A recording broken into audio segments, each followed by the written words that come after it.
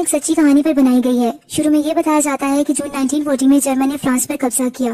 Basically इस film की कहानी एक किरदार एवन रॉन से स्टार्ट होती है, जो कि गाड़ी में जा रहा होता है और पीछे आने वाले कैनन के सोल्जर इस आदमी को इन्वेस्टिगेशन के लिए ले जाते हैं। वो लोग समझते हैं कि ये वॉर सेलर है, उसे जाने दिया जाता है। गाड़ी लेकर वो ऐसी जगह जाता है जहाँ बहुत सी एयरप्लेन्स खड़े होते हैं और वहाँ एक रूम में एंटर हो जाता है। वहाँ एक आने वाला ऑफिसर बताता है कि जंग खत्म हो गई है और इंग्लैंड में मरने से बेहतर है तुम फ्रांस में रहो। ये कहकर वो चला जाता है। वहाँ पास खड़े कुछ जर्मन के ऑफिसर पायलट ऑफिसर्स बात कर रहे होते हैं। जैसा कि वो कहते हैं कि प्लान्स हमारे पहले से ही तैयार हैं। पहली बात, हम रॉयल एयरफोर्स को तबाह कर देंगे। फिर पास खड़े एक एयरप्लेन में एवन जाकर बैठ जाता है और उसको ले जाता है। पायलट ऑफिसर्स को रोकने के लिए भागते हैं, लेकिन एवन चला जाता है। नेक्स्ट सीन में पायलट ऑफिसर ऑफिस की जगह दिखाई जाती है जहाँ एयर अटैक्स हो रहे होते हैं।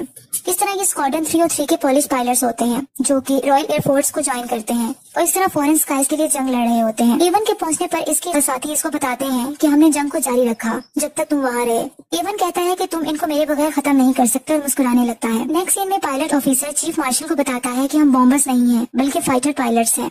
हमने बहुत से जर्मन को पोलैंड में शॉट डाउन किया है और ये स्किल आपकी रॉयल एयरफोर्स का तजर्बा है। इस पर मार्शल इसको थोड़ी इंस्ट्रक्शन करता है, जिस पर वो ये सर कहकर चला जाता है। इस तरह नेक्स्ट सीन में दिखाया जाता है कि एक राफ्ट टीम का पायलट एयरक्राफ्ट में बैठा होता है और एक लेडी की पिक को देख रहा होता है और फिर फ्लाइट लेता है। अपने फ्लाइट के साथ वो मुसलसल इंस्ट्रक्शन पॉइंट ऑफ व्यू से कॉन्टेक्ट में रहता है। एयरक्राफ्ट से मुसलसल फायरिंग की जाती है और वो अपने ऑपोजिट एयरक्राफ्ट को बहादुरी से गिरा देता है। अब एक ऑफिस दिखाया जाता है जहाँ 2 ऑफिसर्स बैठे होते हैं, जिनमें से एक का नाम मिलो होता है। जब वो बाहर आते हैं तो वो देखते हैं कि इवन अपनी राफ्ट टीम को लेकर वहाँ पहुँच चुका होता है। थोड़ी देर में ट्रेनर वहाँ जाकर उनको पे अटेंशन कहता है और बहादुर पॉलिश पायलट्स भी कहता है और कहता है कि तुम्हें राफ्ट में वेलकम कहा जाता है। अब ये मेरी ड्यूटी है कि मैं तुम सबको टीच करूँ। उसके बाद पॉलिश पायलट्स को लैंग्वेज पढ़ाई जाती है, जो कि इनको लैंग्वेज बैरियर्स होते हैं, और इसके बाद इनके कुछ चेकअप भी किए जाते हैं, जो कि आई साइट टेस्ट किए जाते हैं। थोड़ी देर में इन सबको एयरक्राफ्ट की तरफ ले जाते हैं और एवन बताता है कि एयरक्राफ्ट को जमीन से उतारने से पहले इसके व्हील्स को खोल देना। फिर एवन मार्शल बताता है कि एक चीज जो हम जानते हैं वो ये है कि उड़ना कैसे है। मिलो गिब्सन जो कि कमांडिंग ऑफिसर होता है, वो मुसलसल इनसे बात कर रहा होता है। फिर पॉलिश पायलट्स उसको कहते हैं कि ये वो लोग हैं, यानी जर्मन वो लोग हैं जो हमारे लोगों को मार रहे हैं और हम कुछ नहीं कर रहे हैं। और वो आवाज लगाता है जैसे कि मेरी बीवी और एक छोटी लड़की। मिलो इनकी बातें सुनकर बहुत गुस्से में आ जाता है और कहता है कि मैं जानता हूँ कि तुम अच्छे तरीके से फ्लाइट ले सकते हो, लेकिन तुम्हारे अंदर दूसरे एट्रीब्यूट्स भी अहम हैं जो कि लाजमी होने चाहिए, जैसे कि यूनिटी और डिसिप्लिन। सिर्फ इन्हीं तरीकों से एक जेंटलमैन हम जीत सकते हैं। ये कहकर मिलो ऑफिस में चला जाता है और अंदर जाने के बाद अपने बड़े ऑफिसर को बताता है कि इनके कुछ इश्यूज आ रहे हैं, जैसे कि एरोगेंस, इररिस्पांसिबिलिटी, डिसिप्लिन इश्यूज आ रहे हैं। इस पर वो ऑफिसर कहता है कि तुम कमांडर हो, जिसको तुम्हें मैंने हर रिस्पॉन्सिबिलिटी दे दी है, इसलिए तुम्हारे तमाम ऑपरेशन में तुम पर छोड़ रहा हूँ और मैं तुम पर रिलाई करता हूँ और तुम रिस्पॉन्सिबल होगे। फिर वो बाहर आता है और वो आकर इवन से पूछता है कि कोई प्रॉब्लम तो नहीं है। उस पर इवन बताता है कि वही मसले हैं, जैसे स्पीड और वर्किंग इन रिवर्स। वो सब देखते हैं कि एयरक्राफ्ट बुरे तरीके से लैंड होता है और वो भागते हुए एयरक्राफ्ट की तरफ जाते हैं। वो देखते हैं कि एयरक्राफ्ट मिट्टी से भर जाता है, जबकि इसमें से निकलने वाला पायलट कहता है कि ये सब व्हील्स की वजह से हुआ। एक्चुअली यहाँ ये दिखता है कि ये सब एयर वार जर्मन्स के अगेंस्ट प्रैक्टिस कर रहे होते हैं, जो कि इन्होंने वहाँ वार करनी होती है। जबकि दूसरी तरफ जर्मन्स को दिखाया जाता है जो कि पायलट ऑफिसर्स होते हैं और वो ये कहते हैं कि रॉयल एयरफोर्स की लास्ट 2 वीक से अपनी ताकत खो रही है और हम इस एयरफील्ड्स में उतर रहे हैं जहाँ अभी हम बॉम्ब गिरा रहे हैं, और वो अपने आप को विक्टर्स कहते हैं। इस तरह वो हवा में उड़ने वाले एयरक्राफ्ट को देखते रहते हैं। जबकि दूसरी तरफ दिखाया जाता है कि मिलो अपने पॉलिश पायलट्स को इंस्ट्रक्शन दे रहा होता है और इसी तरह जो लेडीज पायलट्स हैं वो लोकेशन को आइडेंटिफाई कर रही होती हैं। हवा में एयरक्राफ्ट के थ्रू जर्मन से जंग होती है। मिलो गिब्सन जल्दी से बैक होम की कमांड करता है, ये कहकर कि ये एक ऑर्डर है। जर्मन के कुछ जहाजों को गिरा दिया जाता है। अब पॉलिश फाइटर्स लैंड करते हैं और देखते हैं कुछ पायलट्स की डेथ हो गई है, जो कि जर्मन्स होते हैं। इवन जब लैंड करता है तो वो एक कपड़ा लेकर उन जर्मन्स की डेड बॉडीज पर डाल देता है, ये कहकर कि ये हम भी हो सकते थे। लेकिन दूसरा पायलट कहता है कि ये भी तुम्हारे साथ ऐसा ही करेंगे जैसा तुम इनके साथ अच्छा कर रहे हो। इस पर वो आइवन को कहता है कि तुम हाफ स्विस हो, जिसकी वजह से तुम्हारे अंदर जर्मन्स के लिए हमदर्दी है। और इस तरह वो ये कहता है कि हम यहाँ जर्मन्स को मारने आए हैं, ना कि इनके लिए दुआ करने। ये कहकर वो चला जाता है। अब मिलो एक दोबारा मीटिंग अरेंज करता है और सबको बताता है कि हम अपने दुश्मन को शूट करने जा रहे हैं और तुम सबको स्ट्रिक्टली सब चीजों को फॉलो करना है। इस पर बड़ा ऑफिसर एक मैसेज पढ़कर सुनाता है और वो कहता है कंग्रेचुलेशंस 3 और 3 स्क्वाड्रंस।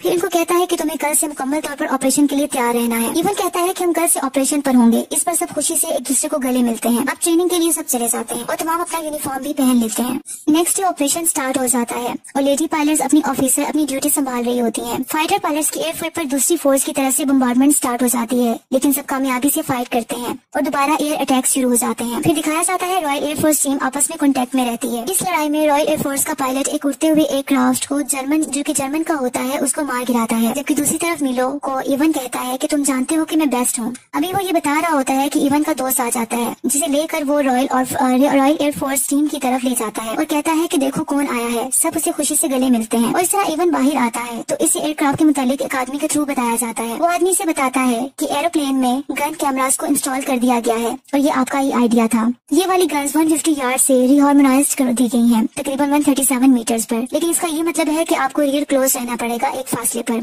और फिर इसको हिट करना होगा। ये इतना ही सही होगा जितना कि एक कैनन होती है बरतानिया के लड़कों के मुताबिक। रॉयल एयरफोर्स टीम की अगली सुबह ग्रुप फोटो ली जाती है कि अचानक से सायरन बजने लग जाता है और अनाउंसमेंट होती है कि टीम अपने एयरक्राफ्ट की तरफ जल्दी से भागे। ऑपरेशन शुरू होने का वक्त आ गया है और सब फ्लाइट लेते हैं और एयरक्राफ्ट के थ्रू फायरिंग शुरू हो जाती है, जबकि लेडी पायलट्स दोबारा अपनी पोजीशन एरियाज को लोकेशन को आइडेंटिफाई करने के लिए बैठ जाती हैं। कुछ जहाजों को तबाह कर दिया जाता है, फिर एक साइन जाहिर होता है रिफ्यूलिंग और लैंडेड। जहाजों को रिफ्यूल किया जाता है और फिर से फ्लाइट होती है। रॉयल एयरफोर्स टीम के एक टीम मेंबर के एयरक्राफ्ट से बम्बार्डमेंट और फायरिंग होना बंद हो जाती है।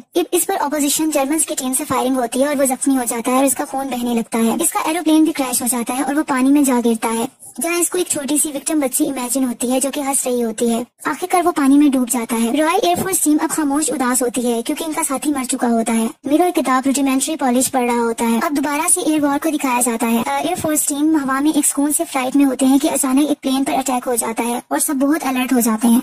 एवन के एयरक्राफ्ट पर आग लग जाती है, लेकिन वो सक्सेसफुली एयर बैलून की हेल्प से नीचे उतर आता है, जबकि दूसरा टीम मेंबर उसके जिस्म पर आग लग जाती है और वो जख्मी हो जाता है। नेक्स्ट सीन में पायलट पॉलिश फाइटर्स की पार्टी दिखाई जाती है, जहाँ चीफ मार्शल सबसे एड्रेस करता है और कहता है कि मैं इस इवनिंग की होस्टेस से आपको इंट्रोड्यूस करवाना चाहता हूँ। वो एक लेडी को बुलाता है जो कि आकर सबसे बात करती है और वो ये कहती है कि इवनिंग पायलट्स ब्रेव सोल्जर्स के लिए है, जो कि पायलट ऑफिसर्स के लिए है, जिन्होंने इंग्लैंड के स्काइज में हमारे लिए लड़ाई लड़ी। उसके बाद इवान गुस्से में आ जाता है और बोलता है कि तुम हमारे ही शहरों में बॉम्ब गिरा रहे हो और शूट कर रहे हो और हमारा ही शिकार कर रहे हो।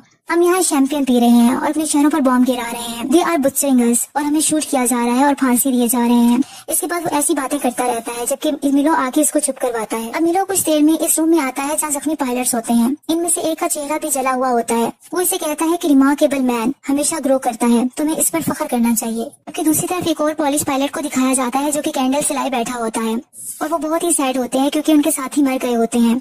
इवन उसको आकर कहता है कि तुम यहाँ क्या कर रहे हो।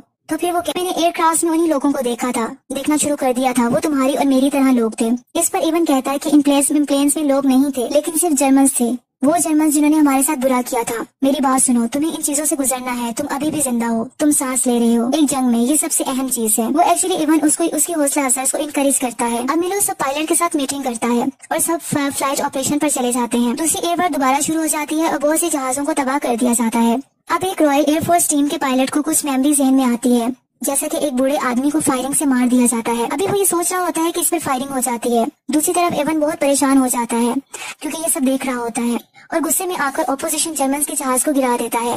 जर्मन्स के साथ फाइट मुसलसल होती रहती है। अब पॉलिश पायलट्स के दो बचे हुए एयरक्राफ्ट नजर आते हैं, जिसमें से एक का इंजन रुकने से वो क्रैश हो जाता है। अब सिर्फ एवन होता है, एवन पर फायरिंग शुरू हो जाती है। अब सिर्फ एवन बचता है जो कि ओनली सर्वाइवर होता है। पायलट लेडीज देखती हैं कि ऑपरेशन की क्या सिचुएशन है और इनकी आंखों में आंसू आ जाते हैं। अब एवन अपने एयरक्राफ्ट में जो कि जमीन पर गिरा होता है, वो जख्मी हालत में जिंदा निकलता है और पास खड़े एक एयरक्राफ्ट की तरफ जाता है और देखता है कि इसके पार्टनर की डेथ हो गई है। वो शदीद गुस्से और गम में होता है। इस तरह स्क्वाड्रन लीडर बाकी फाइटर पायलट से कहता है ये बहुत एक्सेप्शनल वर्क था और बहुत ज्यादा हम फख्र महसूस करते हैं, लेकिन जो इन्होंने काम किया और जारी रखा ये अजीम शुक्रगुजारी के मुस्तहिक है। ये कहकर वो ऑफिसर्स चले जाते हैं। नेक्स्ट सीन में 1946 का टाइम दिखाया जाता है जो कि लंदन इंग्लैंड में दिखाया जाता है। इवन उड़ते हुए जहाजों को देख रहा होता है और ये भी दिखाया जाता है कि वो शायद 3 दिन में मुल्क छोड़कर शायद अमेरिका चला जाएगा। आखिर में ये बताया जाता है कि स्क्वाड्रन 303 बर्तानिया में सबसे ज्यादा स्कोर्स करने वाले फाइटर थे और 145 पॉलिश पायलट्स जिन्होंने बर्तानिया की जंग में हिस्सा लिया, इन्होंने 203 तैयारों को गिरा दिया और रॉयल एयरफोर्स को स्ट्रेंथ को कॉन्स्टिट्यूट किया।